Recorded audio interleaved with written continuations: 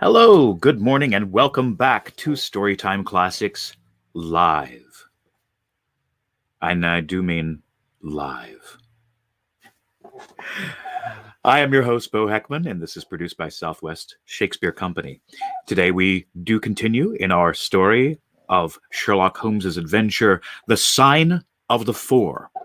And yesterday we had Sherlock Holmes going in disguise and blending in with people along the river to find where the steamboat that took our mysterious Jonathan Small and his mysterious guest, where they are hiding. So I'm going to stop babbling and jump right into the story here. If you have missed any of the previous installments of this series, you can always go to Southwest Shakespeare's YouTube page and catch up on this story and many others. That sounded so official. I'm a big boy now. So, here we go. Yes, Mary Coleman, 4. Yes, 4. Four stories? Are you saying that the Baker Street Irregulars? We had a question earlier that from Stanley saying that finally see who the Baker Street Irregulars are and what other stories did the Baker Street Irregulars appear in? Responding, I went, hello, I am well, Stanley, and the Baker Street Irregulars appear in A Study in Scarlet, The Sign of the Four, and The Adventure of the Crooked Man. So if you are a fan of the Baker Street Irregulars in the original stories, that is where you can find them. Of course, they, like Professor Moriarty in outside stories other than what Conan Doyle has written, they are in everyone. Moriarty seems to be the main villain always.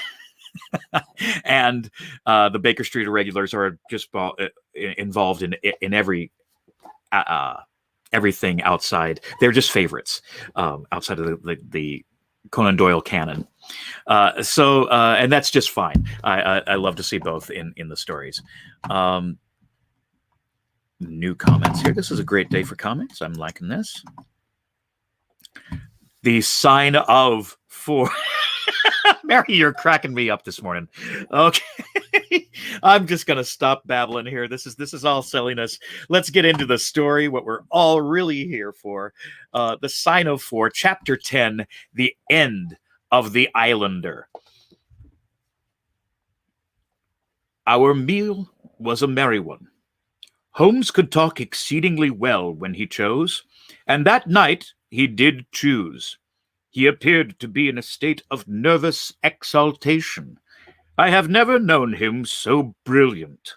He spoke on a quick succession of subjects, on miracle plays, on medieval pottery, on Stradivarius violins, on the Buddhism of Ceylon, and on the warships of the future, handling each as though he had made a special study of it. His bright humor marked the reaction from his black depression of the preceding days. Anthony Jones proved to be a sociable soul in his hours of relaxation, and faced his dinner with the air of a bon vivant. Bon vivant. For myself, I felt elated at the thought that we were nearing the end of our task, and I caught something of Holmes' gaiety. None of us alluded during dinner to the cause which had brought us together. When the cloth was cleared, Holmes glanced at his watch and filled up 3 glasses with port. "One bumper," said he, "to the success of our little expedition. And now it is high time we were off. Have your pistol, Watson?" "I have my old service revolver in my desk." "You had best take it, then. It is well to be prepared. I see that the cab is at the door. I ordered it for 6:30. It was a little past 7 before we reached the Westminster Wharf and found our launch awaiting us. Holmes eyed it critically. Is there anything to mark it as a police boat? Yes, that green lamp at the side. Then take it off. The small change was made. We stepped on board, and the ropes were cast off. Jones, Holmes, and I sat in the stern. There was one man at the rudder, one to tend the engines, and 2 burly police inspectors forward. "Where to?" asked Jones. "To the tower. Tell them to stop opposite Jacobson's yard." Our craft was evidently a very fast one. We shot past the long lines of loaded barges as though they were stationary. Holmes smiled with satisfaction as we overhauled a river steamer and left her behind us. "We ought to be able to catch anything in the river," he said. "Well, hardly that, but there are not many launches to beat us. We shall have to catch the Aurora, and she has a name for being a clipper. I will tell you how the land lies, Watson. You recollect how annoyed I was at being balked by so small a thing?" "Yes." "Well, I gave my mind a thorough rest by plunging into a chemical analysis. One of our greatest statesmen has said that a change of work is the best rest. So it is. When I had succeeded in dissolving the hydrocarbon, which I was at work at, I came back to our problem of the Sholtos. I thought the whole matter out again. My boys had been up the river and down the river without result. The launch was not at any landing stage or wharf, nor had it returned. Yet it could hardly have been scuttled to hide their traces, though that always remained as a possible hypothesis if all else failed. I knew this man, Small, had a certain degree of low cunning, but I did not think him capable of anything in the nature of delicate finesse. It is usually a product of higher education.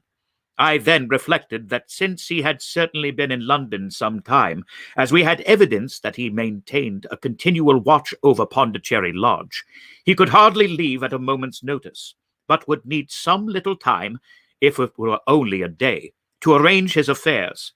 That was the balance of probability, at any rate. "It seems to me to be a little weak," said I. "It is more probable that he had arranged his affairs before ever he set out upon his expedition." "No, I hardly think so. This lair of his would be too visible a retreat in case of need for him to give it up until he was sure that he could do without it. But a second consideration struck me. Jonathan Small must have felt that the peculiar appearance of this companion, however much he may have top-coated him, would give rise to gossip, and possibly be associated with this Norwood tragedy. He was quite sharp enough to see that. They had started from their headquarters under covers of darkness, and he would wish to get back before it was broad light. Now it was past 3 o'clock, according to Mrs. Smith, when they got the boat. It would be quite bright, and people would be about in an hour or so. Therefore, I argued that they did not go very far. They paid Smith well to hold his tongue, reserved his launch for the final escape, and hurried to their lodgings with the treasure box.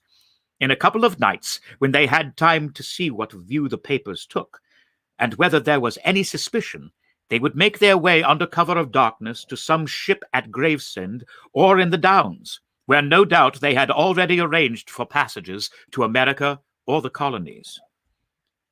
But the launch, they could not have taken that to their lodgings. Quite so.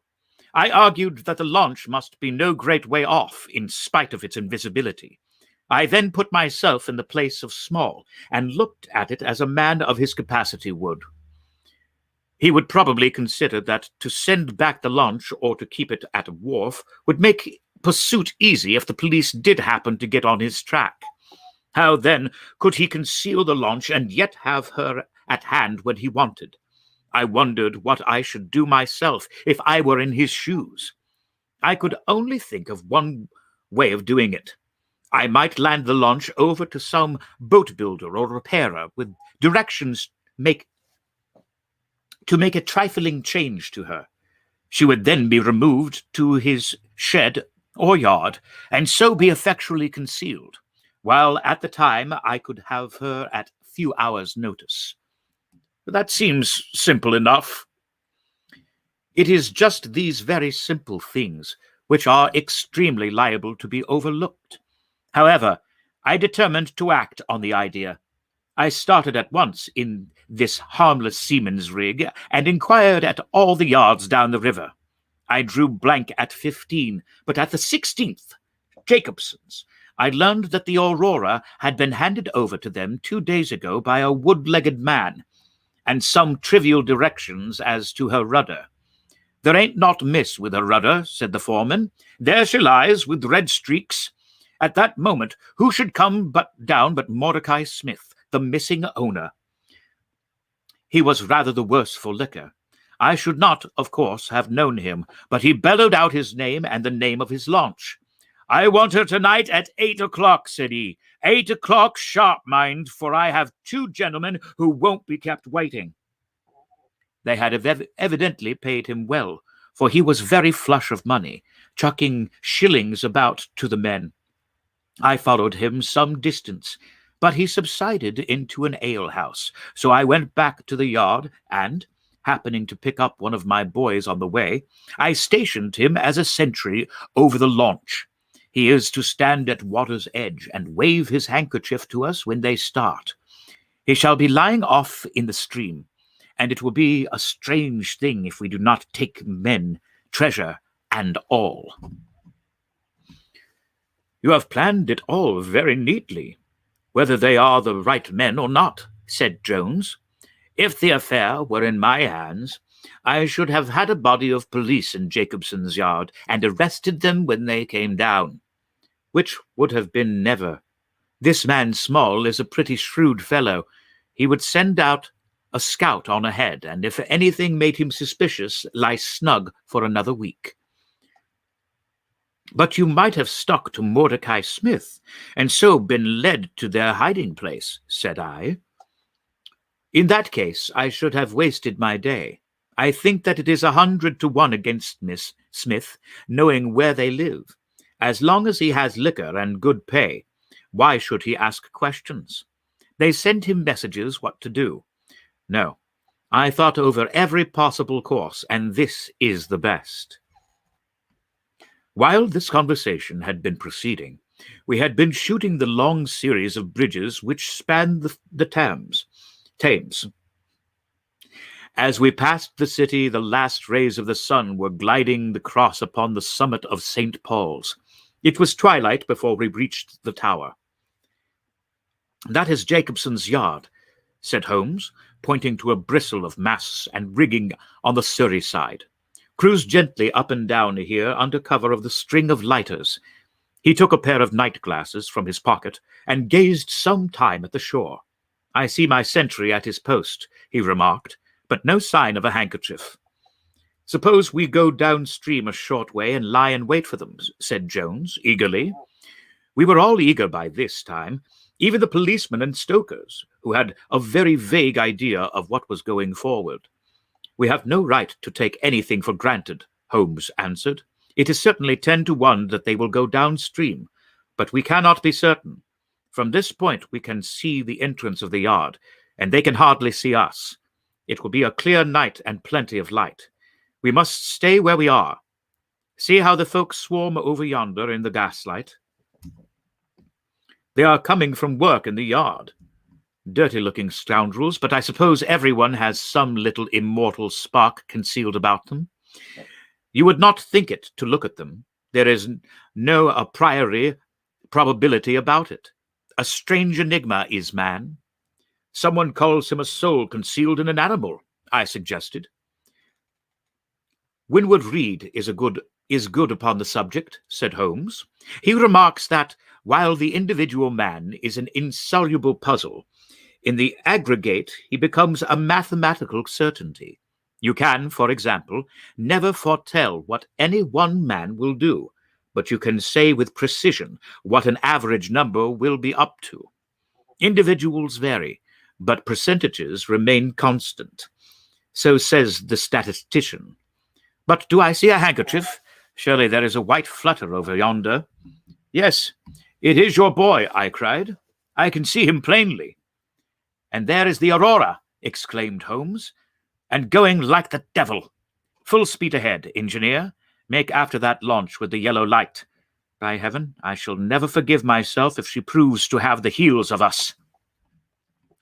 She had slipped unseen through the yard entrance and passed between 2 or 3 small craft, so that she had fairly got her speed up before we saw her. Now she was flying down the stream, near into the shore, going at a tremendous rate. Jones looked gravely at her and shook his head. "She is very fast," he said. "I doubt if we shall catch her." "We must catch her," cried Holmes between his teeth. "Heap on it, stokers. Make her do all she can. If we burn the boat, we must have them." We were fairly after her now. The furnaces roared, and the powerful engines whizzed and clanked, like a great metallic heart. Her sharp, steep prow cut through the river water and sent 2 rolling waves to right and left of us. With every throb, the engines we sprang and quivered like a living thing. One great yellow lantern in our bows threw a long, flickering tunnel of light in front of us. Right ahead, a dark blur upon the water showed where the Aurora lay, and the swirl of white foam behind her spoke of the pace at which she was going. We flashed past barges, steamers, merchant vessels, in and out, behind this one and round the other. Voices hailed us out of the darkness, but still the Aurora thundered on, and still we followed close upon her track. "Pilot on, men! Pilot on!" cried Holmes, looking down into the engine room, while the fierce glow from below beat upon his eager aquiline face. "Get every pound of steam you can." "I think we gain a little," said Jones, with his eyes on Aurora. "I am sure of it," said I. "We shall be up with her in a very few minutes." At that moment, however, as our evil fate would have it, a tug with 3 barges in tow blundered in between us. It was only by putting our helm hard down that we avoided a collision, and before we could round them and recover our way, the Aurora had gained a good 200 yards. She was still, however, well in view, and the murky, uncertain twilight was setting into a clear, starlit night. Our boilers were strained to their utmost, and the frail shell vibrated and creaked with the fierce energy which was driving us along. We had shot through the pool, past the West India docks, down the long Deptford Reach, and up again after resounding the Isle of Dogs. The dull blur in front of us resolved itself now clearly enough into the dainty Aurora. Jones turned our searchlight upon her, so that we could plainly see the figures upon her deck. One man sat by the stern, with something black between his knees, over which he stooped. Beside him lay a dark mass which looked like a Newfoundland dog. The boy held the tiller, while against the red glare of the furnace I could see old Smith, stripped to the waist and shoveling coals for dear life. They may have had some doubt at first as to whether we were really pursuing them, but now as we followed every winding and turning which way they took, there could no longer be any question about it. At Greenwich, we were about 300 paces behind them. At Blackwall, we could not have been more than 250. I have coursed many creatures in many countries during my checkered career, but never did sport give me such a wild thrill as this mad, flying manhunt down the Thames. Steadily we drew in upon them, yard by yard. In the silence of the night we could hear the panting and clanking of their machinery. The man in the stern still crouched upon the deck, and his arms were moving as though he were busy, while every now and then he would look up and measure with a glance the distance which still separated us. Nearer we came, and nearer. Jones yelled to them to stop. We were not more than 4 boats' lengths behind them, both boats flying at a tremendous pace. It was a clear reach of the river, with Barking Level upon one side and the melancholy Plumstead marshes upon the other. At our hail, the man in the stern sprang up from the deck and shook his two clenched fists at us, cursing the while in a high, cracked voice.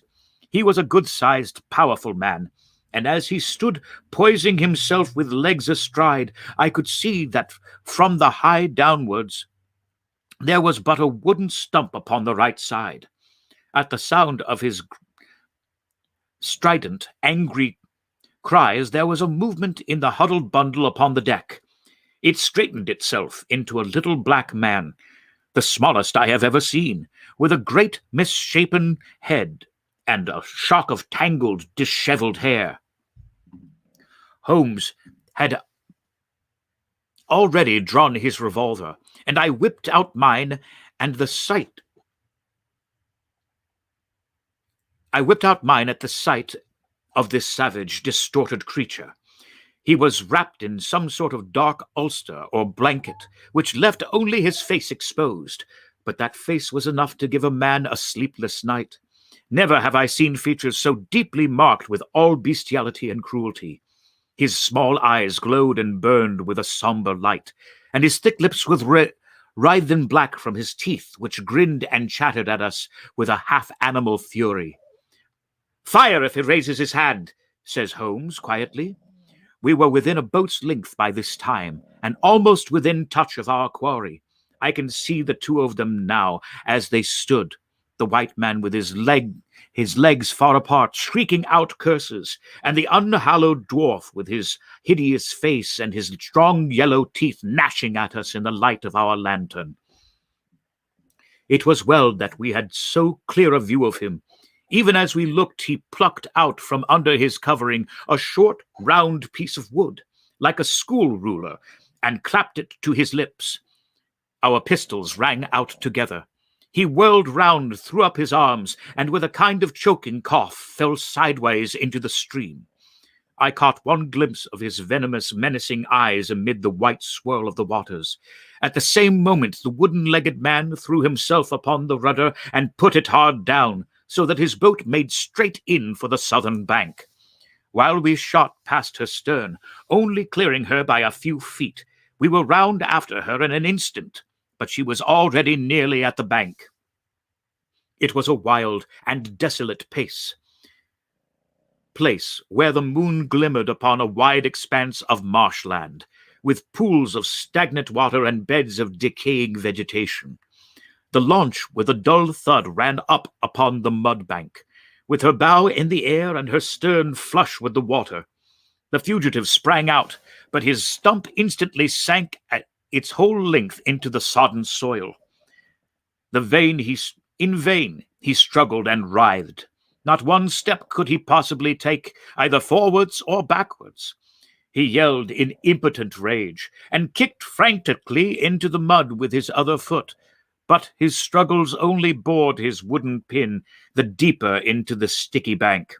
When we brought our launch up alongside, he was so firmly anchored that it was only by throwing the end of a rope over his shoulders that we were able to haul him out and drag him like some evil fish over our side.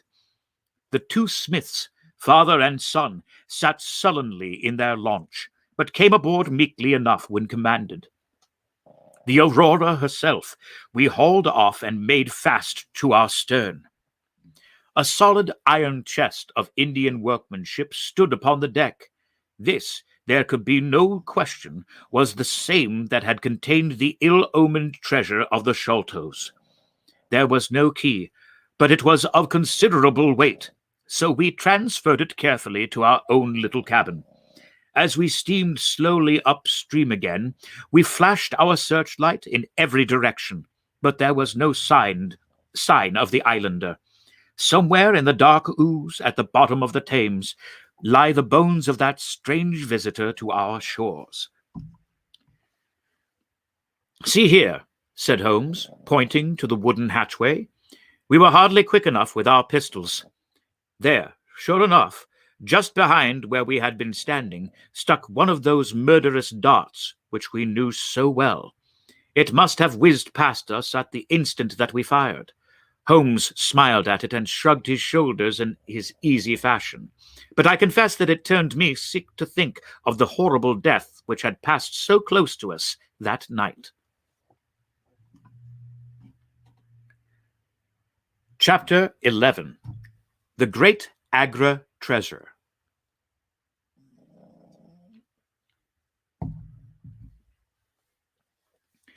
Our captive sat in the cabin opposite to the iron box, which he had done so much and waited so long to gain. He was a sunburned, reckless-eyed fellow, with a network of lines and wrinkles all over his mahogany features, which told of a hard, open-air life. There was a singular prominence about his bearded chin which marked a man who was not to be easily turned from his purpose.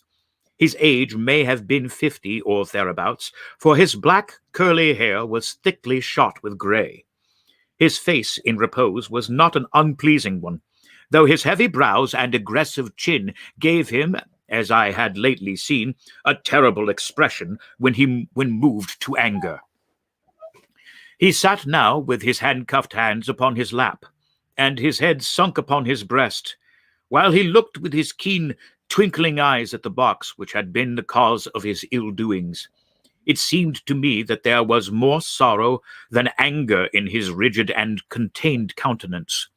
Once he looked up at me with a gleam of something like humor in his eyes. "Well, Jonathan Small," said Holmes, lighting a cigar, "I am sorry that it has come to this." "And so am I, sir," he answered frankly. "I don't believe that I can swing over the job. I give you my word on the book that I never raised a hand against Mr. Sholto. It was that little hellhound Tonga who shot one of his cursed darts into him. I had no part in it, sir. I was as grieved as if it had been my blood relation. I welted the little devil with the slack end of the rope for it, but it was done, and I could not undo it again." "Have a cigar," said Holmes, "and you had best take a pull out of my flask, for you are very wet. How could you expect so small and weak a man as this black fellow to overpower Mr. Sholto and hold him while you were climbing to the rope? You seem to know as much about it as if you were there, sir. The truth is that I hoped to find the room clear. I knew the habits of the house pretty well, and it was the time when Mr. Sholto usually went down to his supper. I shall make no secret of the business. The best defense that I can make is just the simple truth. Now, if it had been the old Major, I would have swung for him with a light heart. I would have thought no more of knifing him than of smoking this cigar. But it's cursed hard that I should be lagged over this young Sholto, with whom I had no quarrel whatsoever." "You are under the charge of Mr. Anthony Jones of Scotland Yard. He is going to bring you up to my rooms, and I shall ask you for a true account of the matter. You must make a clean breast of it, for if you do, I hope that I may be of use to you.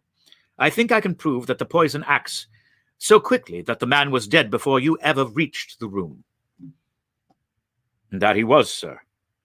I never got such a turn in my life as when I saw him grinning at me with his head on his shoulder as I climbed through the window. It fairly shook me, sir. I have half killed Tonga for it if he had not scrambled off. That was how he came to leave his club, and some of his darts, too, as he tells me, which I dare say helped to put you on our track, though how you kept on it is more than I can tell.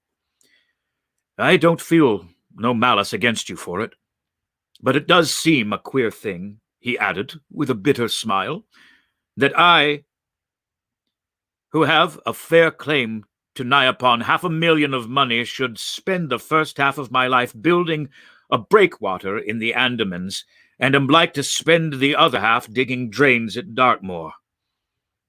It was an evil day for me when I first clapped eyes upon the merchant Ackment and had to do with the Agra treasure, which never brought anything but a curse yet upon the man who owned it. To him, it brought murder. To Major Sholto, it brought fear and guilt. To me, it has meant slavery for life. At this moment, Anthony Jones thrust his broad face and heavy shoulders into the tiny cabin. "Quite a family party," he remarked. "I think I shall have a pull at that flask, Holmes. Well, I think that may all congratulate each other.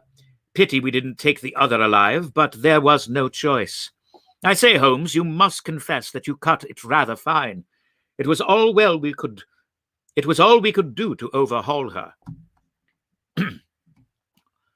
"All is well that ends well," said Holmes. "But I certainly did not know that the Aurora was such a clipper. Smith says she is one of the fastest launches on the river, and that if he had another man to help him with the engines, we should never have caught her.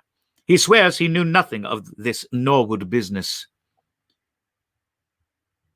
"Neither he did," cried our prisoner. "Not a word. I choose this launch because I heard that she was a flyer.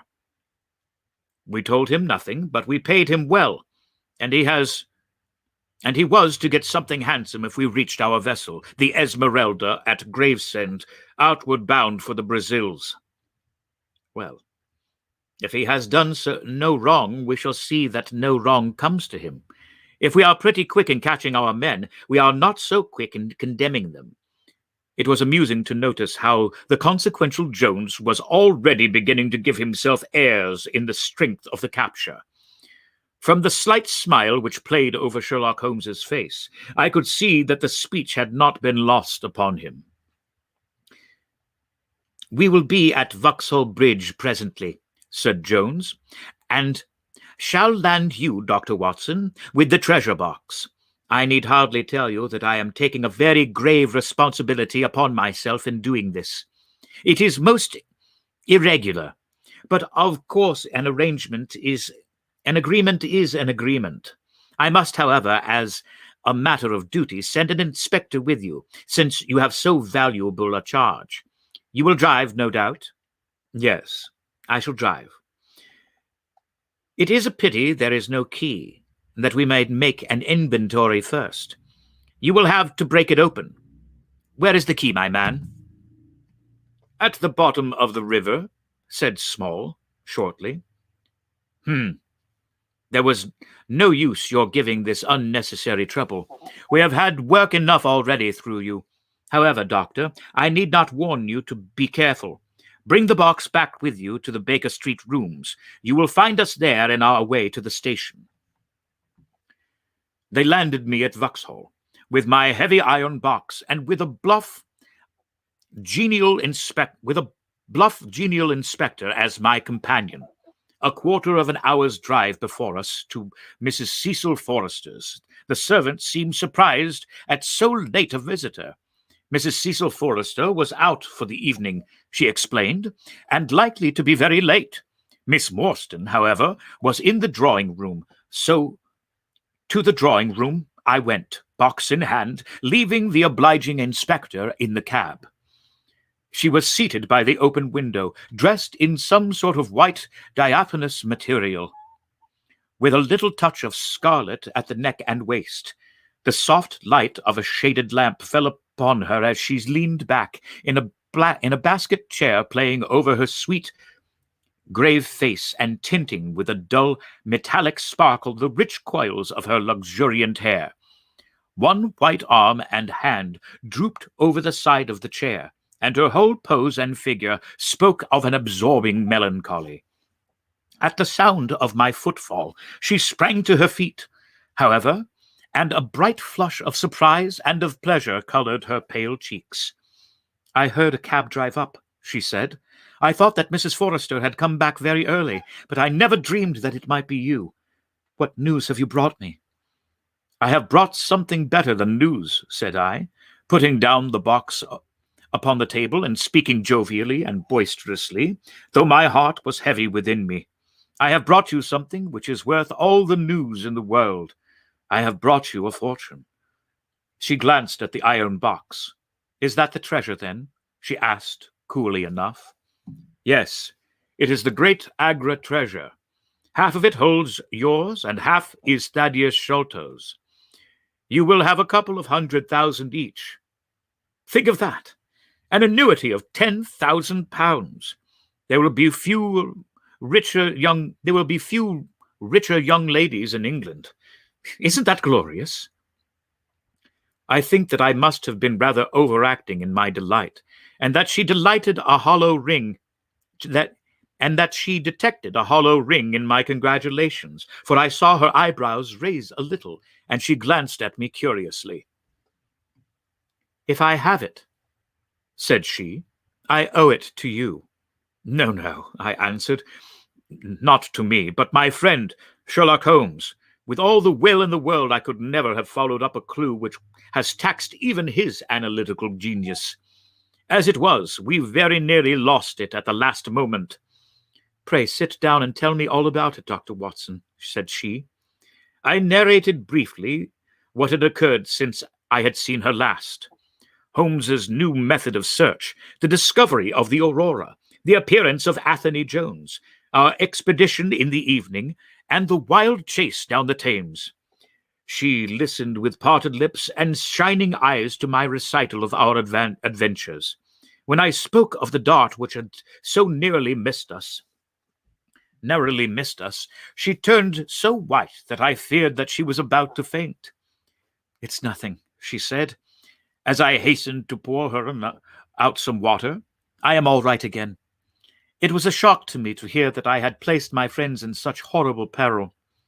That is all over, I answered. It was nothing.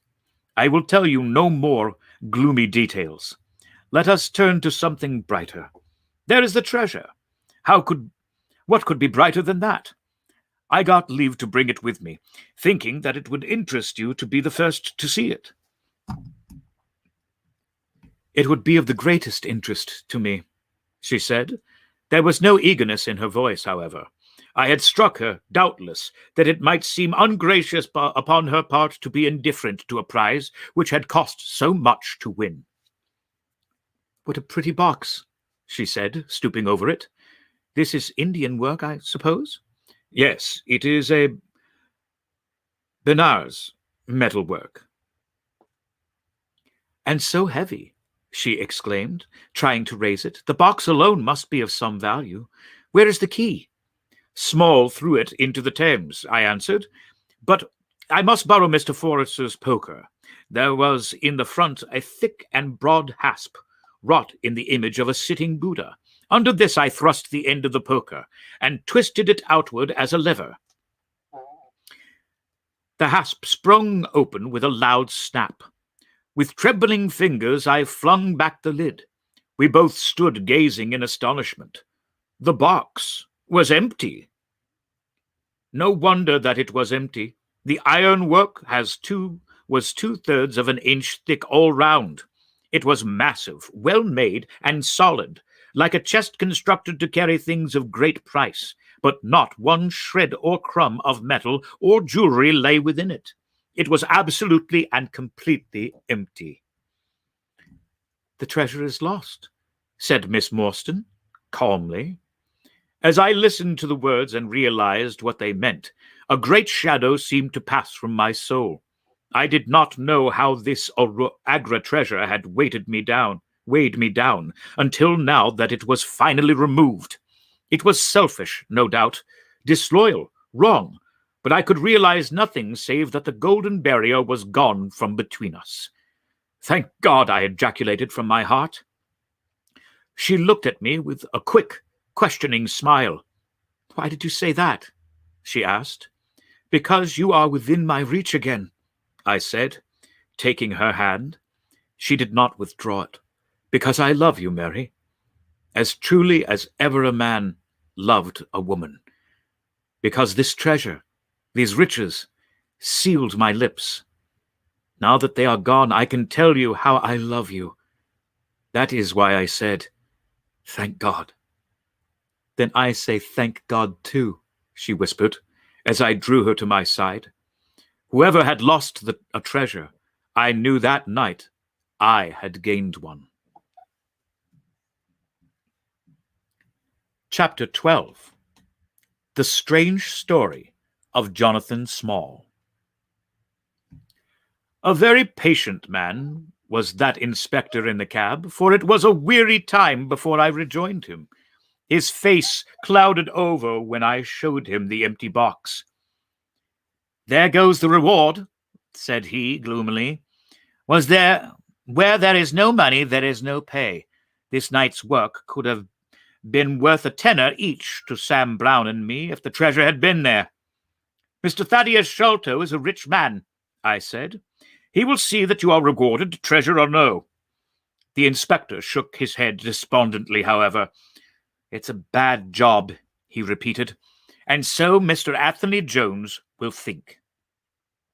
His forecast proved to be correct, for the detective looked blank enough when I got to Baker Street and showed him the empty box. They had only just arrived, Holmes, the prisoner, and he, for they had changed their plans so far as to report themselves at station upon the way.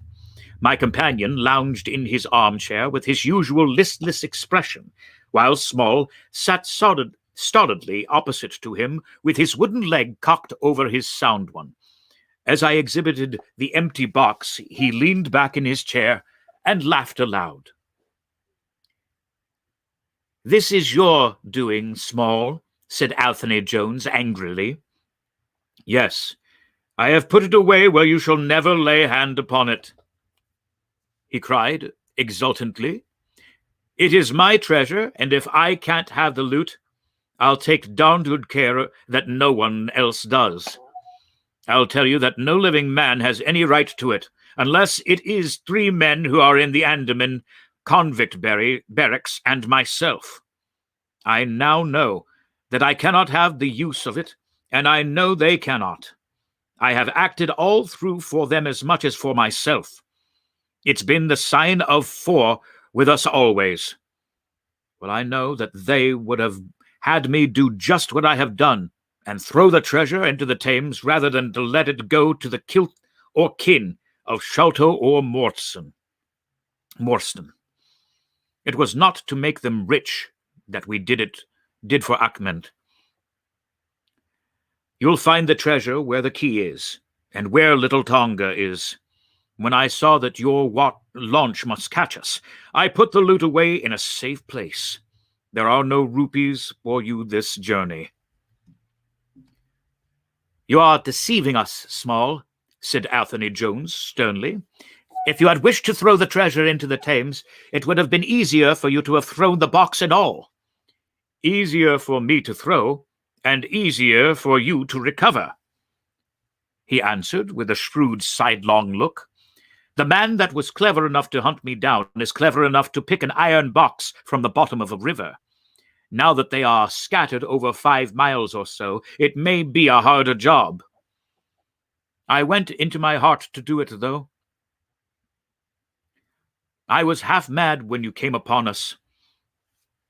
However, there's no good in grieving over it. I've had ups in my life, and I've had downs, but I've learned not to cry over spoiled milk." "This is a very serious matter, Small," said the detective. "If you had helped justice instead of thwarting it in this way, you would have had a better chance at your trial." "Justice!" snarled the convict. "A pretty justice! Whose loot is this, if it is not ours? Where is the justice that I should give it up to those who have never earned it? Look how I have earned it. 20 long years in that fever-ridden swamp, all day at work under the mangrove tree, all night chained up in the filthy convict huts, bitten by mosquitoes, racked with ague, bullied by every curse black-faced policeman who loved to take it out of a white man. That was how I earned the Agra treasure. And you talk to me of justice because I cannot bear to feel that I have paid this price only that another man may enjoy it? I would rather swing a score of times or have one of Tonga's darts in my hide than live in a convict's cell and feel that other man is at its ease in a place with the money that should be mine. Small had dropped his mask of stoicism, and all this came out in a wild whirl of words, while his eyes blazed and the handcuffs clanked together with the impassioned movements of his hands. I could understand, as I saw the fury and the passion of the man, that it was no groundless or unnatural terror which had possessed Major Sholto when he had first learned that the injured convict was upon his track. "You forget that we know nothing of all this," said Holmes quietly. "We have not heard your story, and we cannot tell how far justice may originally have been on your side." "Well, sir, you have been very fair spoken to me, though I can see that I have you to thank. I have these bracelets upon my wrists. Still, I bear no grudge for that. It is all fair and above board. If you want to hear my story, I have no wish to hold it back. What I say to you is God's truth, every word of it. Thank you. You can put the glass beside me here, and I'll put my lips to it if I am dry. I am a Worcestershire man myself, born near Pershore. I dare say you would find a heap of Smalls living there now if you were to look. I have often thought of taking a look around there, but the truth is that I was never much of a credit to the family, and I doubt if they would be so very glad to see me. They were all steady, chapel-going folk, small farmers, well-known and respected over the countryside, while I was always a bit of a rover. At last, however, when I was about 18, I gave them no more trouble, for I got into a mess over a girl, and could only get out of it again by taking the Queen's shilling and going the third buffs, which is just starting for India. I wasn't destined to do much soldiering, however. I had just got past the goose step and learning to handle my musket when I was fool enough to go swimming in the Ganges. Luckily for me, my company sergeant, John Hollander, was in the water at the same time, and he was one of the finest swimmers in the service. A crocodile took me, just as I was halfway across, and nipped off my right leg as clean as a surgeon could have done it, just above the knee. What with the shock and the loss of blood, I fainted, and should have drowned if Hollander had not caught hold of me and paddled for the bank. I was 5 months in a hospital over it, and when at last I was able to limp out of it with this timber toe strapped to my stump, I found myself invalidated out of the army and unfitted for any active occupation. I was, as you can imagine, pretty down on my luck at this time, but I was a useless cripple, though not yet in my 20th year. However, my misfortunes soon proved to be a blessing in disguise. A man named Abel White, who had come out there as an indigo planter, wanted an overseer to look after his coolies and keep them up to their work. He happened to be a friend of our colonel's, who had taken an interest in me since the accident. To make a long story short, the colonel recommended me strongly for the post, and, as the work was mostly to be done on horseback, my leg was no great obstacle, for I had enough knee left to keep good grip on the saddle. What I had to do was to ride over the plantation, to keep an eye on the men as they worked, and report the idlers. The pay was fair, I had comfortable quarters, and altogether I was content to spend the remainder of my life in indigo planting. Mr. Abel White was a kind man, and he would often drop into my little shanty and smoke a pipe with me, for white folk out there feel their hearts warm to each other as they never do here at home. Well, I was never in luck's way long. Suddenly, without a note of warning, the great mutiny broke upon us. 1 month India lay as still and peaceful, to all appearance, as Surrey or Kent. The next, there were 200,000 black devils let loose, and the country was a perfect hell. Of course, you know all about it, gentlemen. A deal more than I do, very like, since reading is not in my line. I only know what I saw with my own eyes. Our plantation was at a place called Mutra, near the border of the northwest provinces. Night after night, the whole sky was alight with the burning bungalows, and day after day we had small companies of Europeans passing through our estate with their wives and children on their way to Agra, where were the nearest troops. Mr. Abel White was an obstinate man. He had it in his head that the affair had been exaggerated, and that it would blow over as suddenly as it had sprung up. There he sat on his veranda, drinking whiskey pegs and smoking cheroots, while the country was ablaze about him. Of course, we stuck by him, I and Dawson, who, with his wife, used to do the bookwork and the managing. Well, one fine day the crash came. I had been away on a distant plantation and was riding slowly home in the evening when my eye fell upon something all huddled together at the bottom of the steep nullah. I rode down to see what it was, and the cold struck through my heart when I found it was Dawson's wife, all cut into ribbons and half eaten by jackals and native dogs. A little further up the road, Dawson himself was lying on his face, quite dead, with an empty revolver in his hand and 4 sepoys lying across each other in front of him. I reined up my horse, wondering which way I should turn, but at that moment I saw thick smoke curling up from Abel White's bungalow and the flames beginning to burst through the roof. I knew then that I could do my employer no good, but would only throw my own life away if I meddled in the matter. From where I stood, I could see hundreds of the black fiends with their red coats still on their backs, dancing and howling round the burning house. Some of them pointed at me, and a couple of bullets sang past my head. So I broke away across the paddy fields and found myself late at night safe within the walls of Agra. As it proved, however, there was no great safety there either. The whole country was up like a swarm of bees. Wherever the English could collect in little bands, they held just the ground that their guns commanded. Everywhere else, they were helpless fugitives. It was a fight of the millions against the hundreds, and the cruelest part of it was that these men that we fought against, foot, horse, and gunners, were our own picked troops, whom we had taught and trained, handling our own weapons and blowing our own bugle calls.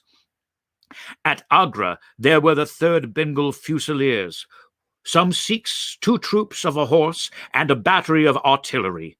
A volunteer corps of clerks and merchants had been formed, and this I joined, wooden leg and all. We went out to meet the rebels at Sargunj early in July, and we beat them back for a time. But our power gave out, and we had to fall back upon the city. Nothing but the worst news came to us from every side, which is not to be wondered at, for if you look at the map you will see that we were right in the heart of it. Lucknow is rather better than 100 miles to the east, and Kanpur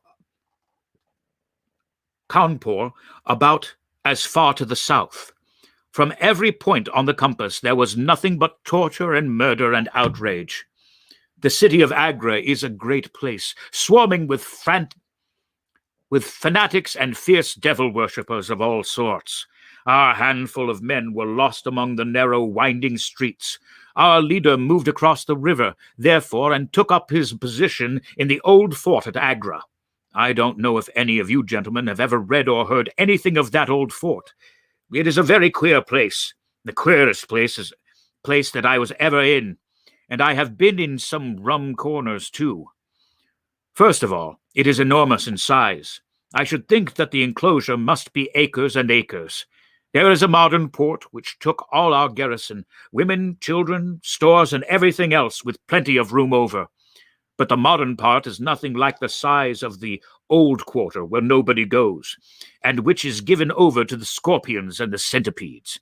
It is all full of great deserted halls and winding passages and long corridors twisting in and out, so that it is easy enough for folks to get lost in.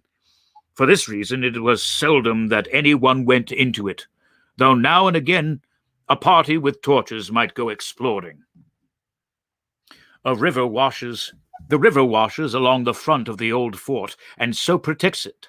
But on the sides and behind there are many doors, and these had to be guarded, of course, in the old quarter as well as in that which was actually held by our troops.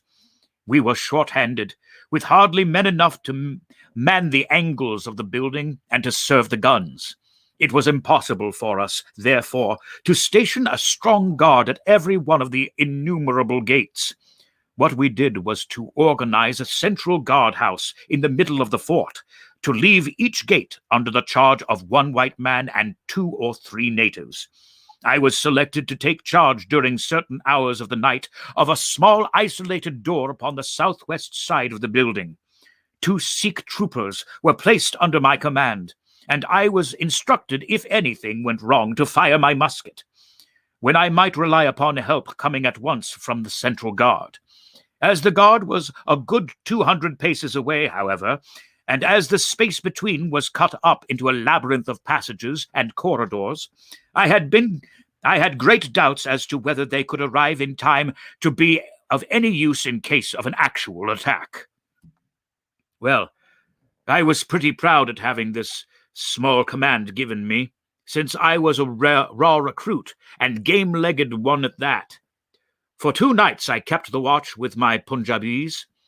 They were tall, fierce-looking chaps, Muhammad Singh and Abdullah Khan by name, both old fighting men who had borne arms against us at the Chilianwala. They could talk English pretty well, but I could get little out of them. They preferred to stand together and jabber all night in their queer Sikh lingo. For myself, I used to stand outside the gateway, looking down on the broad, winding river and on the twinkling lights of the great city. The beating of drums, the rattle of tom-toms, and the yell and howls of the rebels, drunk with opium and with bang, were enough to remind us all night of our dangerous neighbors across the stream. Every 2 hours, the officer of the night used to come round to all the posts to make sure that all was well. The 3rd night of my watch was dark and dirty, with a small driving rain. It was dreary work standing in the gateway hour after hour in such weather. I tried again and again to make my Sikhs talk, but without much success. At 2 in the morning the rounds passed, and broke for a moment the weariness of the night. Finding that my companions would not be led into conversation, I took out my pipe and laid down my musket to strike a match. In an instant, the 2 Sikhs were upon me. One of them snatched my firelock up and leveled it at my head, while the other held a great knife to my throat and swore between his teeth that he would plunge it into me if I moved a step. My first thought was that these fellows were in league with the rebels, and that this was the beginning of an assault of our door, where in the hands of the sepoys the place must fall, and the women and children be treated as they were in Cawnpore. Maybe you gentlemen think that I am just making out a case for myself, but I give you my word that when I thought of that, though I felt the point of the knife at my throat, I opened my mouth with the intention of giving a scream, if it were my last one, which might alarm the main guard. The man who held me seemed to know my thoughts, for, even as I braced myself to it, he whispered, "Don't make a noise. The fort is safe enough. There are no rebel dogs on this side of the river." There was the ring of truth in what he said, and I knew that if I raised my voice, I was a dead man. I could read it in the fellow's brown eyes. I waited, therefore, in silence to see what it was they wanted from me. "Listen to me, Sahib," said the taller and fiercer of the pair, the one whom they called Abdullah Khan. "You must either be with us now, or you must be silenced forever. The thing is too great a one for us to hesitate. Either you are heart and soul with us, or your oath on the cross of the Christians, or your body this night shall be thrown into the ditch, and we shall pass over to our brothers in the rebel army. There is no middle way. Which is it to be? Death or life? We can only give you 3 minutes to decide. For the time is passing, and all must be done before the rounds come again. How can I decide? Said I. You have not told me what you want of me. But I tell you now that if it is anything against the safety of the fort, I will have no truck with it. So you can drive home your knife and welcome. It is nothing against the fort, said he. We only ask you do that which your countrymen come to this land for. We ask you to be rich.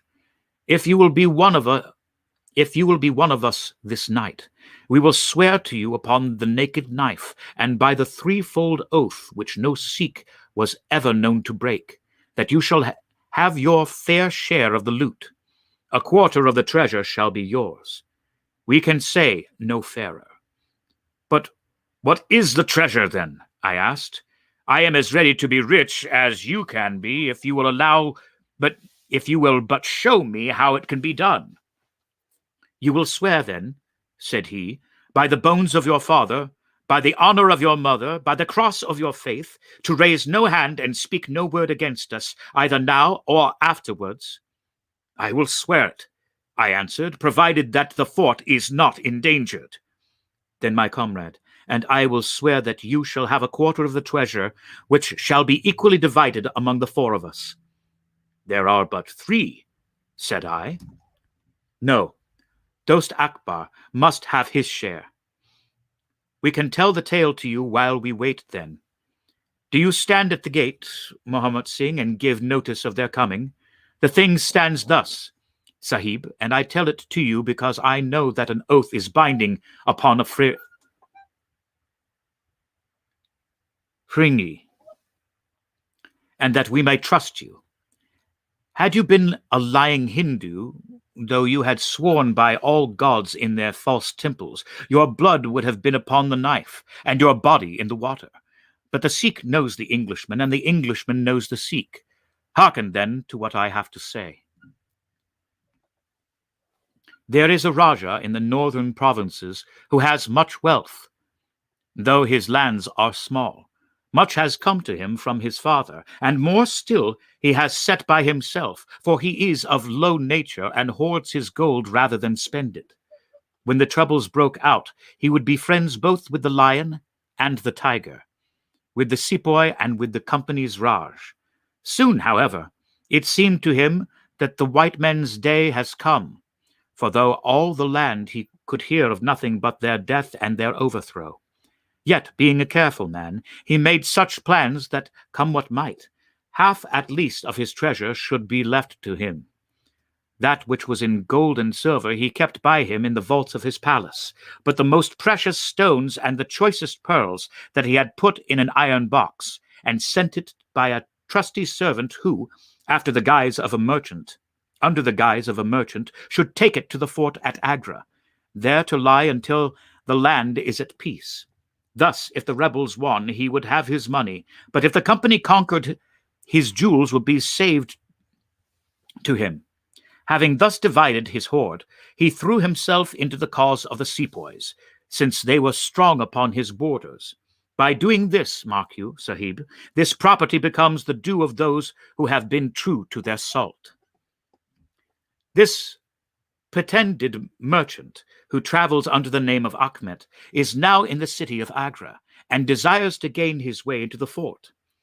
He has with him, as traveling companion, my foster brother Dost Akbar, who knows his secret. Dost Akbar has promised this night to lead him to a side postern of the fort, and has chosen this one for his purpose. Here he will come presently, and here he will find Muhammad Singh and myself awaiting him. The place is lonely, and none shall know of his coming. The world shall know if the merchant Ahmed no more, but the great treasure of Raja shall be divided among us. What say you to it, Sahib? In Worcestershire, the life of a man seems a great and a sacred thing, but it is a very difficult when he is 5 and blood all round you, and you have been used to meeting death at every turn. Whether Achmet the merchant lived or died was a thing as light as air to me. But at the talk about the treasure, my heart turned to it, and I thought of what I might do in the old country with it, and how my folk would stare when they saw their niner do well, coming back with his pockets full of gold mayadors. I had, therefore, already made up my mind. Abdullah Khan, however, thinking that I hesitated, pressed the matter more closely. "Consider, Sahib," said he, "that if this man is taken by the commandment, he will be hung or shot, and his jewels taken by the government, so that no man will be a rupee the better for him. Since we could do the taking of him, why should we not do the rest as well? The jewels will be as well with us as in the company's coffers. There will be enough to make every one of us rich men and great chiefs.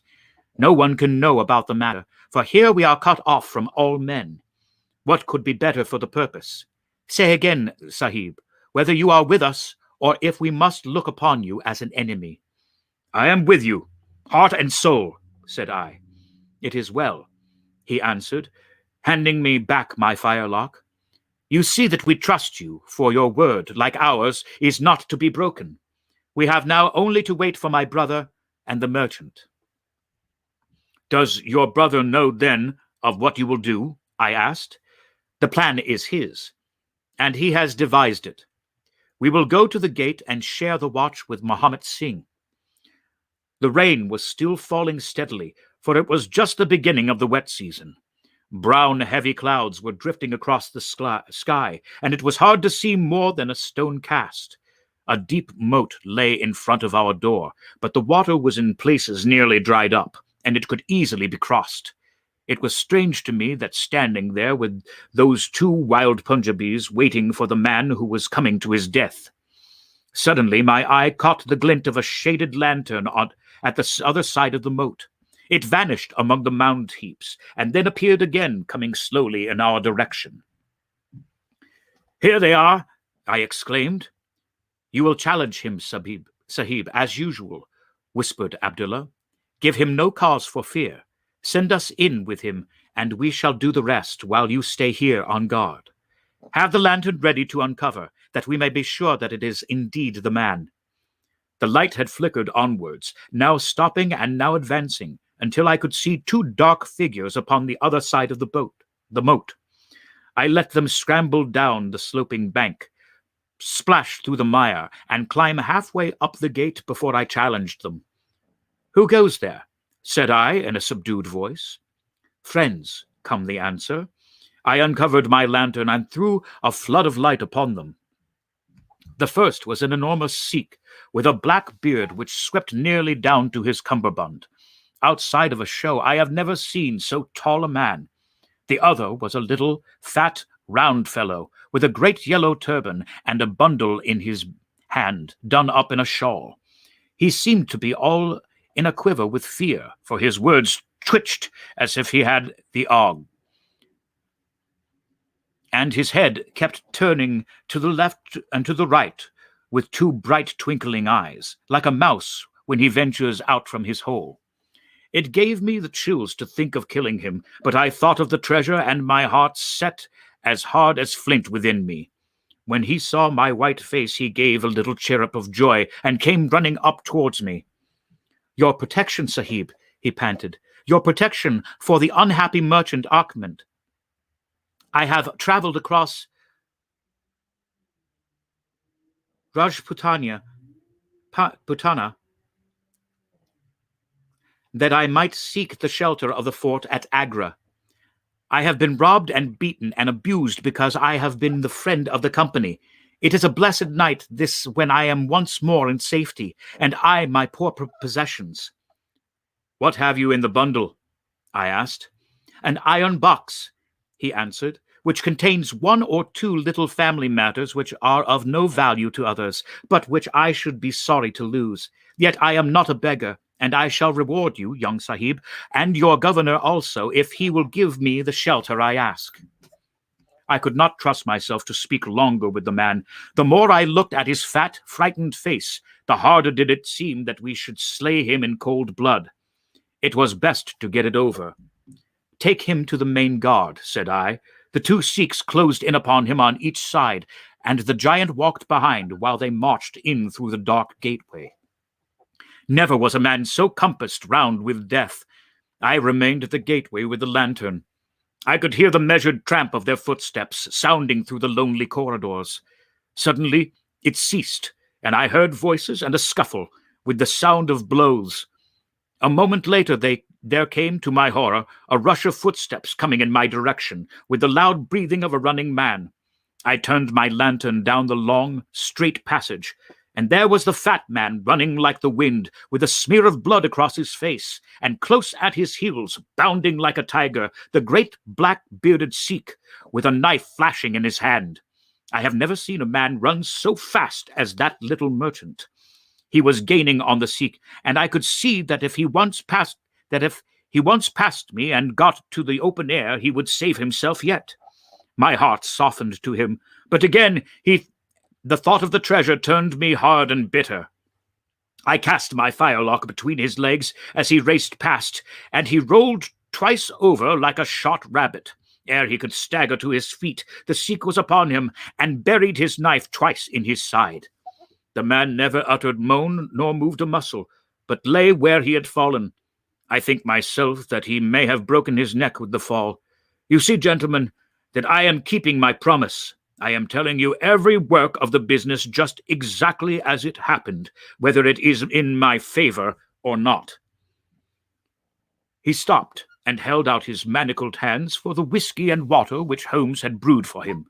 For myself, I confess that I had now conceived the utmost horror of the man, and not only for his cold-blooded business in which he had been concerned, but even more for the somewhat flippant and careless way in which he narrated it. Whatever punishment was in store for him, I felt that he might expect no sympathy from me. Sherlock Holmes and Jones sat with their hands upon their knees, deeply interested in the story, but with the same disgust written upon their faces. He may have observed it, for there was a touch of defiance in his voice and manner as he proceeded. "It was all very bad, no doubt," said he. "I should like to know how many fellows in my shoes would have refused a share of this loot when they knew that they would have their throats cut for their plans. Besides, it was my life or his when once he was in the fort. If he had got out, the whole business would come to light, and I should have been court-martialed and shot as likely as not, for people were not very lenient at a time like that." "Go on with your story," said Holmes shortly. "Well, we carried him in, Abdullah Akbar and I. A fine weight he was, too, for all that he was so short. Muhammad Singh and was left to guard the door. We took him to a place where the Sikhs had already prepared. It was some distance off, where a winding passage leads to a great empty hall, and brick walls of which were all crumbling to pieces. The earth floor had sunk in at one place, making a natural grave. So we left Ahmed, the merchant, there, having first uncovered him over with loose bricks. This done, we all went back to the treasure. It lay where he had dropped it when he was first attacked. The box was the same which now lies upon your table. A key was hung by a silken cord to that carved handle upon the top. We opened it, and the light of the lantern gleamed upon the collection of gems which, as I have read of and thought about when I was a little lad at Pershore. It was blinding to look upon them. When we had feasted our eyes, we took them all out and made a list of them. There were 143 diamonds of the first water, including one which has been called, I believe, the Great Mogul, and is said to be the second largest stone in existence. Then there were 97 very fine emeralds and 170 rubies, some of which, however, were small. There were 40 carbuncles, 210 sapphires, 61 agates, and a great quantity of beryls, onyxes, cat's eyes, turquoises, and other stones, the very names of which I did not know at the time, though I have become more familiar with them since. Besides this, there were nearly 300 very fine pearls, 12 of which were set in gold coronet.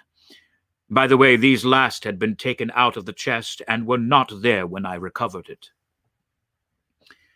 After we had counted our treasures, we put them back into the chest and carried them to the gateway to show them to Mahomet Singh. Then we solemnly renewed our oath to stand by each other and be true to our secret. We agreed to conceal our loot in a safe place until the country should be at peace again, and then to divide it equally among ourselves. There was no use dividing it at present, for if gems of such value were found upon us, it would cause suspicion, and there was no privacy in the fort, nor any place where we could keep them. We carried the box, therefore, to the same hall where we had buried the body, and there, under certain bricks in the best preserved wall, we made a hollow and put our treasure. We made careful note of the place, and next day I drew 4 plans, one for each of us, and put the sign of the 4 of us at the bottom, for we had sworn that we should each always act for all, so that none might take advantage. It is an oath that I can put my hand to my heart and swear that I have never broken. Well, there's no use my telling you, gentlemen, what came of the Indian mutiny. After Wilson took Delhi and Sir Colin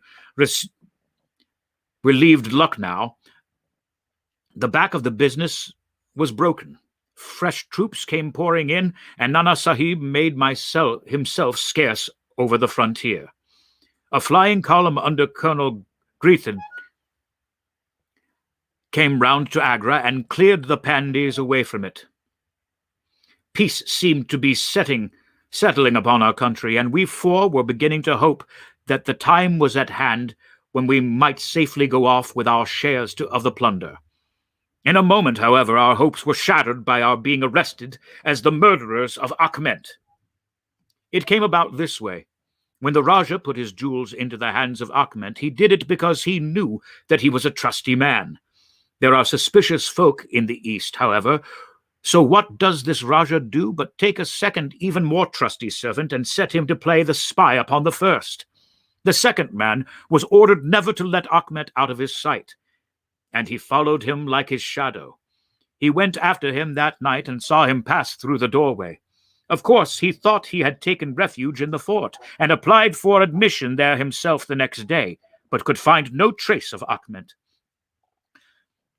This seemed to him so strange that he spoke about it to a sergeant of guides, who brought it to his ears of the commandment. A thorough search was quickly made, and the body was discovered. Thus, at the very moment that we thought all was safe, we were all 4 seized and brought to trial on charge of murder. 3 of us because we had held the gate that night, and the 4th because he was known to have been in the company of the murdered man. Not a word about the jewels came out at the trial, for the Rajah had been deposed and driven out of India, so no one had any particular interest in them. The murder, however, was clearly made out, and it was certain that we must all have been concerned in it. The 3 Sikhs got penal servitude for life, and I was condemned to death, though my sentence was afterwards commuted in the same as the others. It was rather a queer question that we found ourselves in then.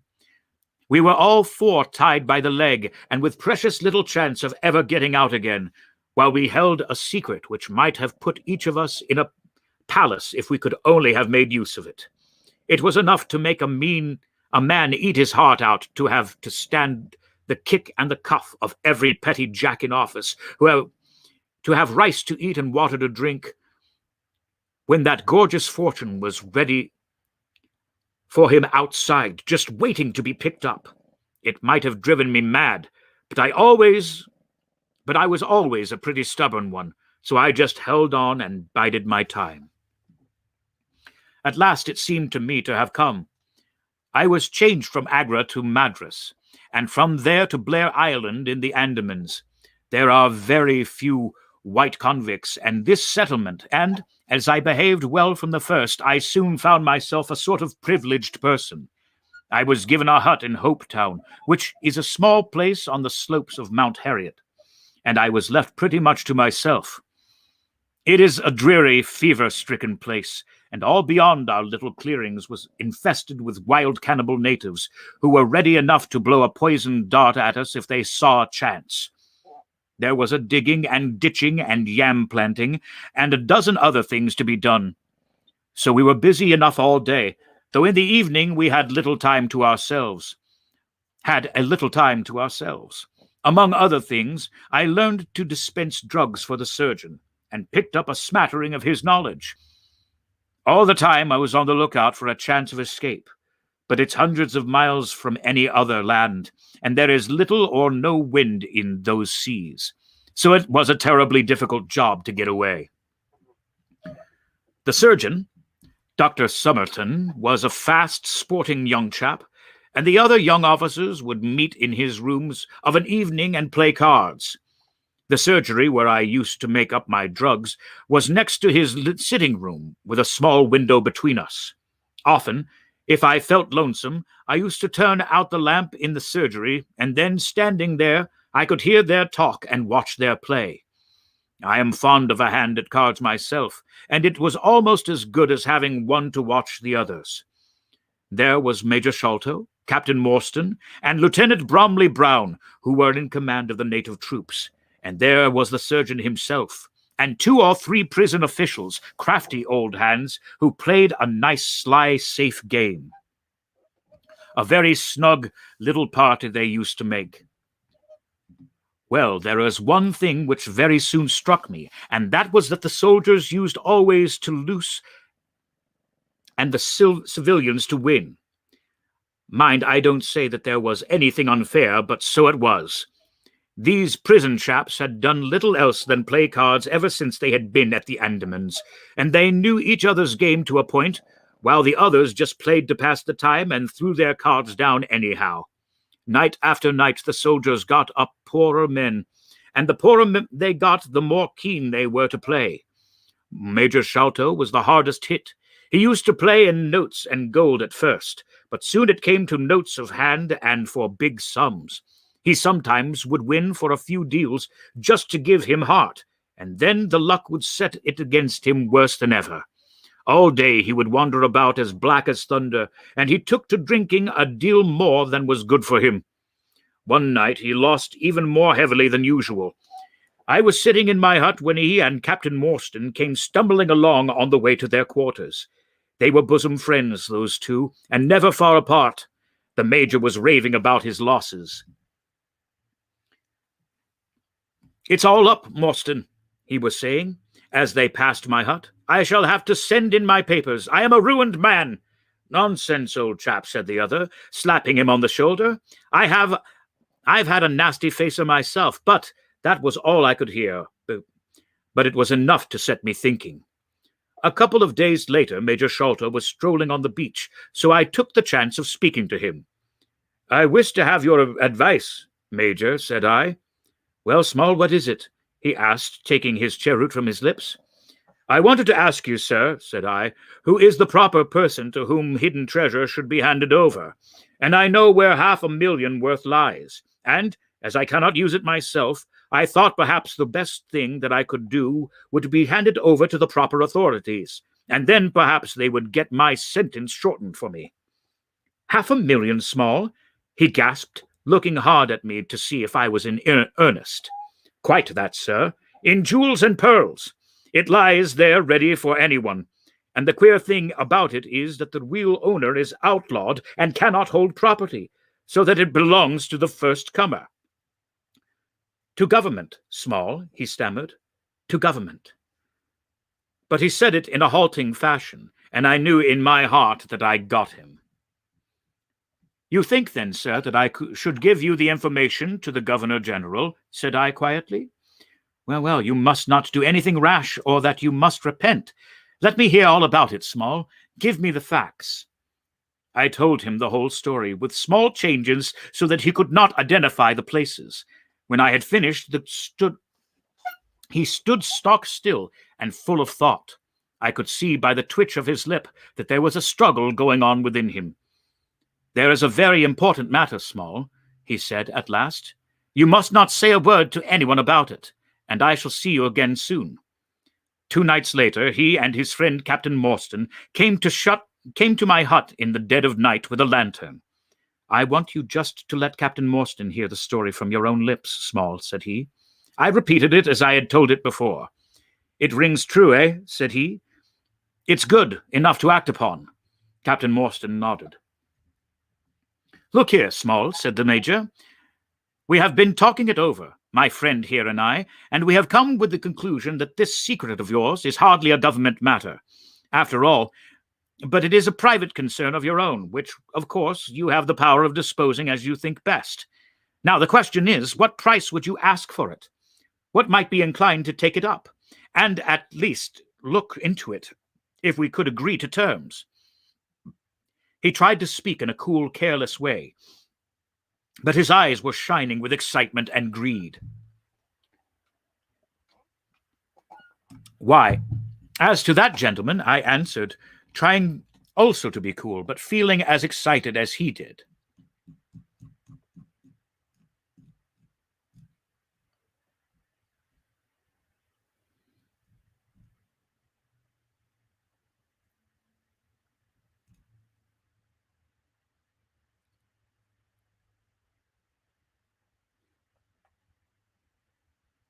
I am trying to find my place, which I have lost here. There is not much more to go, so I will try and push through this today.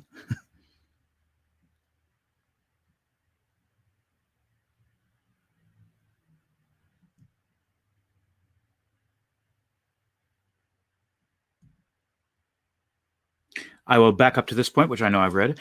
"It rings true, eh?" said he. "It's good enough to act upon." Captain Morstan nodded. "Look here, Small," said the Major.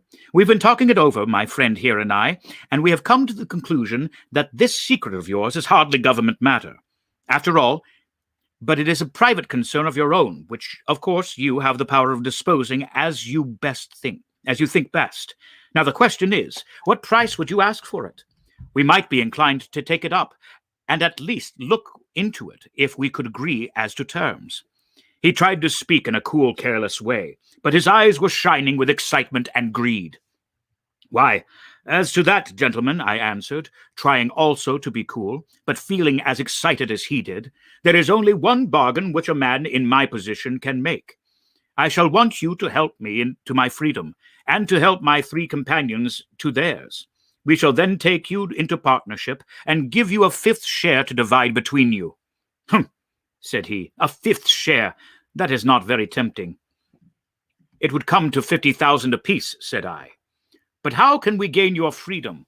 You know very well that you ask an impossibility." "Nothing of the sort," I answered. "I have thought it out to the last detail. The only bar to our escape is that we can get no boat to fit for the voyage, and no provisions to last us for so long a time. There are plenty of little yachts and yawls at Calcutta or Madras, which could serve our turn well. Do you bring one over? We shall engage to get aboard her by night, and if you will drop us on any part of the Indian coast, you will have done your part of the bargain." "If there were only one," he said. "None or all," I answered. "We have sworn it. The 4 of us must always act together." "You see, Morstan," said he, "Small is a man of his word. He does not flinch from his friend. I think we may very well trust him." "It's a dirty business," the other answered.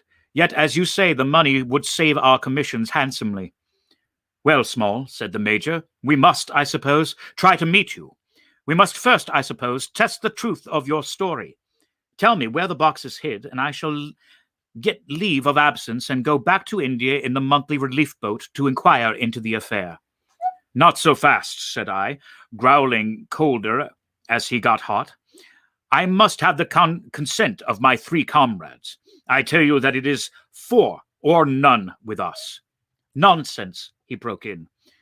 What have the 3 blackfellows to do with our arrangement? Black or blue, said I, they are in with me, and we will all go together. Well, the matter ended by a second meeting at which Muhammad Singh, Abdullah Khan, and Dost Akbar were all present. We talked the matter over again, and at last we came to an arrangement. We were to provide both the officers with charts of the part of the Agra fort and mark the place in the wall where the treasure was hid. Major Sholto was to go to India to test our story. If he found the box, he was to leave it there, to send out a small yacht provisioned for a voyage, which was to lie off Rutland Island, and to which we were to make our way, and finally to return his duties.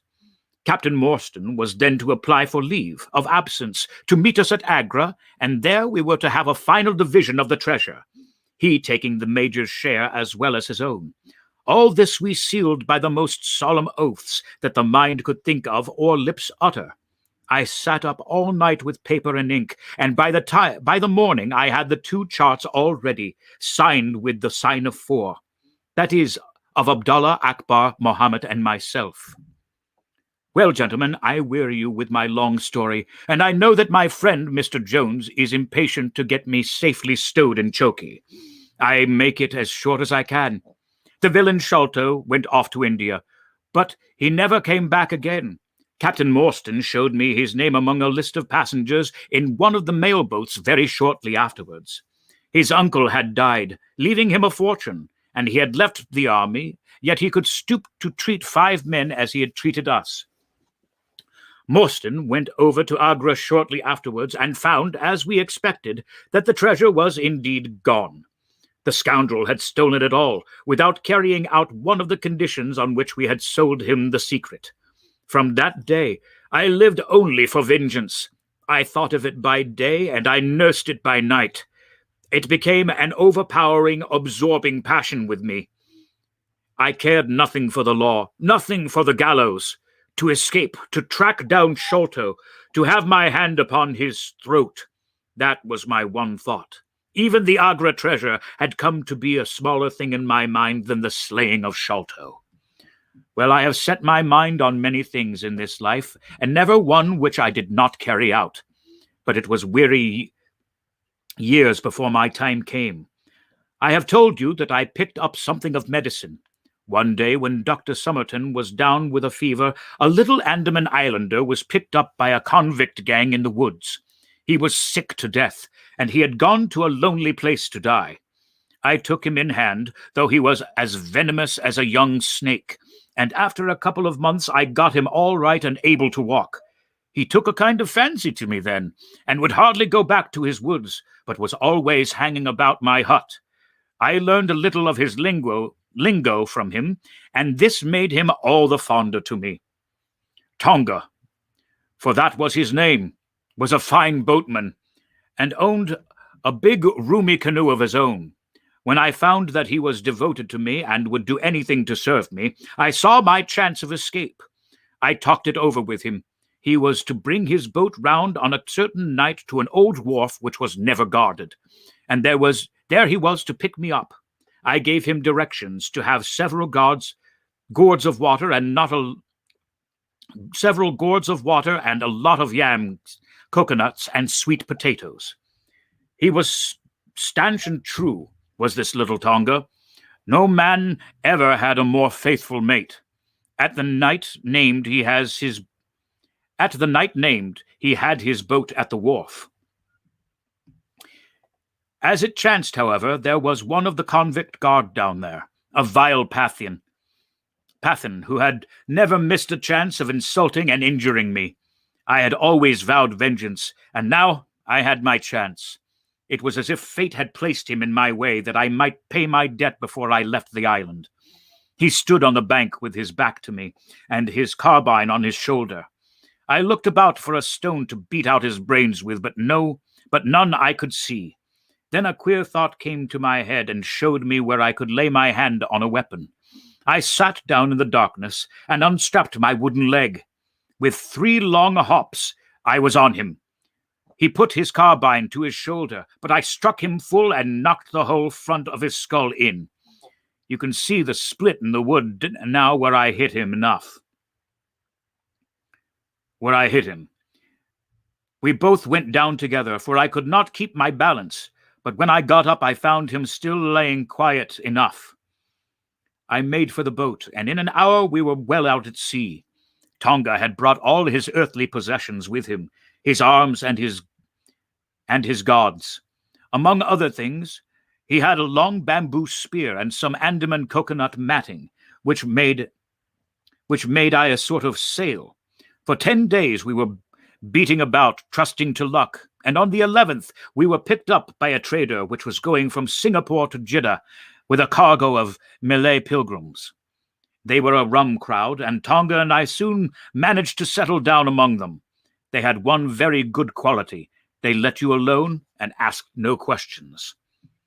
Well, if I were to tell you all the adventures that my little chum and I went through, you would not thank me, for I would have... You would not thank me, for I would have you here until the sun was shining. Here and there we drifted about the world, something always turning up to keep us from London. All the time, however, I never lost sight of my purpose. I would dream of Sholto at night. 100 times I have killed him in my sleep. At last, however, some 3 or 4 years ago, we found ourselves in England. I had no great difficulty in finding where Sholto lived, and I set to work to discover whether he had realized the treasure, or if he still had it. I made friends with someone who could help me. I name no names, for I don't want to get anyone else in a hole. And I soon found that he still had the jewels. I tried to get at him in many ways, but he was pretty sly, and had always 2 prize fighters, besides his sons and his Kitmungar, on guard over him. Kitmungar. One day, however, I got word that he was dying. I hurried at once to the garden, and that he should slip out of my clutches like that, and looking through the window, I saw him lying in his bed, with his sons on each side of him. I'd have come through and taken my chance with the 3 of them, only even as I looked at him, his jaw dropped, and I knew that he was gone. I got into his room that same night, though, and I searched his papers to see if there was any record of where he had hidden our jewels. There was not a line, however, so I came away, bitter and savage as a man could be. Before I left, I bethought me that I have ever met my 6 friends again, it would be a satisfaction to know that I had left some mark of our hatred. So I scrawled down the sign of the 4 of us, and it had been on the chart, and I pinned it to his bosom. It was too much that he should be taken to the grave without some token from the men whom he had robbed and befooled. We earned a living at this time by my exhibiting poor Tonga at fairs and other places, such as the Black Cannibal. He would eat raw meat and dance his war dance, so he always had a hatful of pennies after a day's work. I still heard all the news from Pondicherry Lodge, and for some years there was no news to hear, except that they were hunting for the treasure. At last, however, came what we had waited for so long. The treasure had been found. It was up at the top of the house, in Mr. Bartholomew Sholto's chemical laboratory.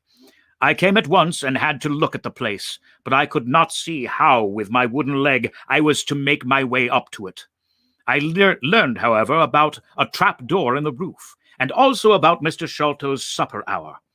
It seemed to me that I could manage the thing easily enough through Tonga. I brought him out with me, with a long rope wound about his waist. He could climb up like a cat, and he soon made his way through the roof. But as ill luck would have it, Bartholomew Sholto was still in the room, to his cost. Tonga thought he had done something very clever in killing him, for when I came up by the rope, I found him strutting about as proud as a peacock. Very much surprised was he when I made at him with the rope's end and cursed him for a little bloodthirsty imp. I took the treasure box and let it down, and then slid down myself, having first left the sign of the 4 upon the table, to show that the jewels had come back at last to those who had most right to them. Tonga then pulled up the rope, closed the window, and made off the way that he had come. I don't know that I have anything else to tell you. I had heard a waterman speak of the speed of Smith's launch of the Aurora, so I thought she would be a handy craft for our escape. I engaged with old Smith and was to give him a big sum if he got us safe to our ship. He knew, no doubt, that there was some screw loose, but he was not in our secrets. All this is the truth, and if I tell you, gentlemen, it is not to amuse you, for you have not done me very good turn, but it is because I believe the best defense I can make is just to hold back nothing, but let all the world know how badly I have myself been served by Major Sholto, and how innocent I am of the death of his son.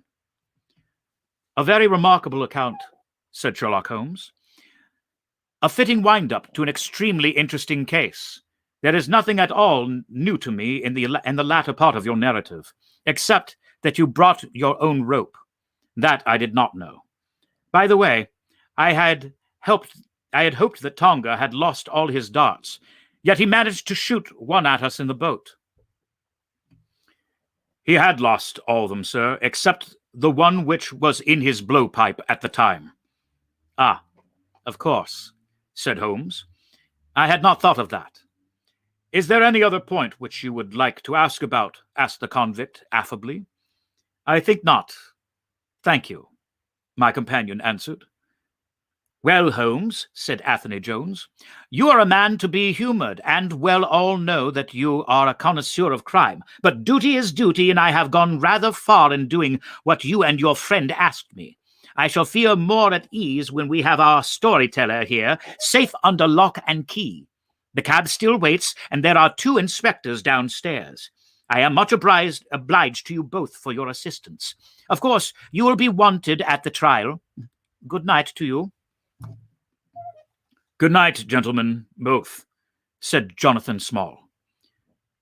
You first, Small, remarked the weary Jones as they left the room. I'll take particular care that you don't club me with your wooden leg, whatever you may have done to the gentleman at Andaman Isles. Well, and there is the end of our little drama, I remarked after we had sat at some time smoking in silence. I fear that it may be the last investigation in which I shall have a chance of studying your methods.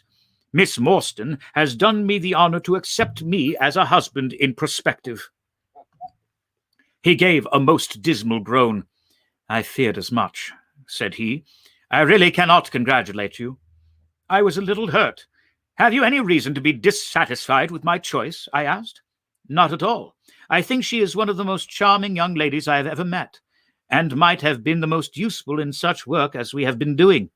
She had a decided genius that way. Witness the way in which she preserved that Agra plan from all the other papers of her father. But love is an emotional thing, and whatever is emotional is opposed to that true cold reason which I place above all things. I shall never marry myself, lest I bias my judgment. I trust, said I, laughing, that my judgment may survive the ordeal. But you look weary. Yes, the reaction is already upon me. I shall be as limp as a rag for a week. Strange, said I, how terms of what in another man I should call laziness alternate with your fits of splendid energy and vigor. Yes, he answered, there are in me the markings of a very fine loafer, and also of a pretty spry sort of fellow. I often think of those lines of the old Goethe. And the passage is in German, and I'm not even going to try. I'm just not going to try that. By the way, apropos of this Norwood business, you see that they had, as I surmised, a confederate in the house who could be none other than Lao Rao, the butler. So Jones actually has the undivided honor of having caught one fish in his great haul. The division seems rather unfair, I remarked. You have done all the work in the business. I get a wife out of it. Jones gets the credit. Pray what remains for you? For me, said Sherlock Holmes, there still remains the cocaine bottle. And he stretched out his long white hand up for it. Well, that was a bummer for the very final part of the thing there. That kind of leaves us on a sour note with Holmes reaching back for that. All right. Well, if anyone wants to discuss this habit of Holmes, which we're just not even trying to omit, and there were some other things said in this. If anyone wants to start a discussion about anything that was covered in this book, let's please start that and have a conversation about it civilly, of course, and everything like that. But I hope you enjoyed this reading, and I believe we will be moving on to another Sherlock Holmes here for the next phase in Storytime Classics. I don't believe that has been decided quite yet, but I think a strong component would probably be the adventure of the Crooked Man, and everything like that. So tune in next time. Thank you for joining us here today. And I'm going to check here just real fast for any other comments or things. I apologize for how long we've gone today, but thank you for sticking around with us. If you're going outside today, please be safe and please wear a mask. We'll catch you next time on Storytime Classics Live.